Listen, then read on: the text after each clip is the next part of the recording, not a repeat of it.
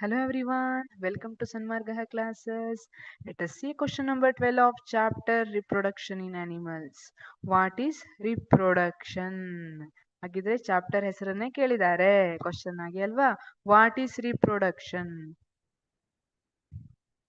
Organisms give birth to young ones is called reproduction.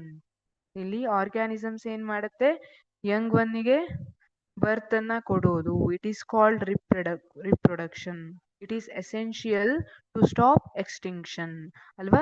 ಇಲ್ಲಾಂದ್ರೆ ಏನಾಗುತ್ತೆ, reproduction ಆಗಿಲ್ಲ ಅಂದ್ರೆ ನೆಕ್ಸ್ಟ್ ಜನರೇಷನ್ ಅಲ್ಲಿ ಯಾವುದು ಸ್ಪೀಶೀಸೇ ಇರೋದಿಲ್ಲ.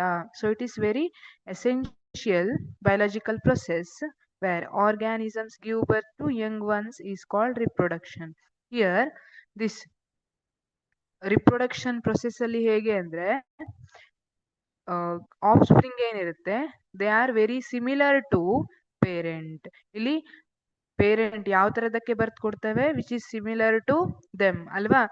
ಆನೆ ಹೊಟ್ಟೆಲ್ಲಿ ಆನೆ ಮರಿನೇ ಹುಟ್ಟುತ್ತೆ, ಆಕಳ ಕರು ಹುಟ್ಟೋದಿಲ್ಲ ಅಲ್ವಾ. ಸಿಮಿಲರ್ ಕ್ಯಾರೆಕ್ಟರಿಸ್ಟಿಕ್ ಇರೋ ಆಫ್ ಸ್ಪ್ರಿಂಗಿಗೆ ಬರ್ತ್ ಅನ್ನ ಕೊಡುತ್ತೆ, ಅದನ್ನ ರಿಪ್ರೊಡಕ್ಷನ್ ಅಂತ ಕರಿತೀವಿ. ಹಾಗಿದ್ರೆ ಇಲ್ಲಿ ರಿಪ್ರೊಡಕ್ಷನ್ ಅಂತ ಬಂದ್ರೆ ಟೈಪ್ಸ್ ಎಷ್ಟಿದೆ ರಿಪ್ರೊಡಕ್ಷನ್ ಅಲ್ಲಿ? There are 2 types, sexual reproduction and asexual reproduction. Sexual reproduction involves only single parent, whereas sexual reproduction involves two parents. One is considered as male, another one is female ಅಲ್ವಾ. Sexual ಮತ್ತೆ asexual reproduction ಅಂತ ಹೇಳ್ತೀವಿ. ಮತ್ತೆ asexual ಬಂದ್ರೆ different types ಬರುತ್ತೆ. budding, vegetative propagation, regeneration, fragmentation, binary fission, multiple fission.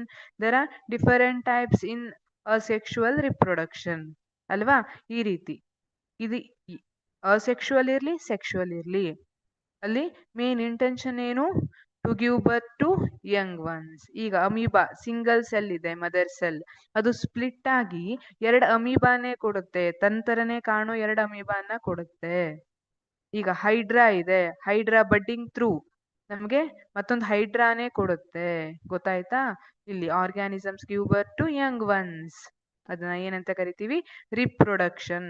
ಆಕಳೇನಿದೆ ಆಕಳ ಕರುವನ್ನ ಕೊಡುತ್ತೆ, ಇದನ್ನ ರಿಪ್ರೊಡಕ್ಷನ್ ಅಂತ ಕರೆದಿರ್ತೀವಿ. Thank you.